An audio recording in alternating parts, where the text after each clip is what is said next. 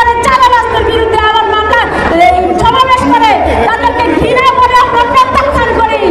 আমরা যারা জন্মসূত্রে বিএনপি করি আমাদের উচিত সবাইকে একত্রিত হয়ে যারা বিএনপির মধ্যে দল বদলিয়ে বিএনপিতে এসে বিএনপিকে ধ্বংস করছে তাদেরকে দল থেকে উৎখাত করা। জাতীয়তাবাদী দলে যারা দলকে শক্তিশালী করেছিল উপস্থিত আমার সংগ্রামী ভাই ও বোনেরা আসসালামু আলাইকুম। সবাই খুব সংক্ষিপ্ত খুব অল্প করে একটা কথা বলবো। আপনারা দেখেছেন 2001 থেকে 2006 পর্যন্ত বিএনপি যখন ক্ষমতা ছিল তখন এই নারায়ণগঞ্জ চার আসনে বিএনপিকে ধ্বংস করা হয়েছিল। এবারে এই সুযোগ দেওয়া হবে না। আমরা কামাল ভাইয়ের মতো গাজী ইসমাইল ভাইয়ের মতো দেখি নেতাদের আর নির্যাতিত হতে দেব না। আমরা হামিদ ভাইকে হারাতে চাই না।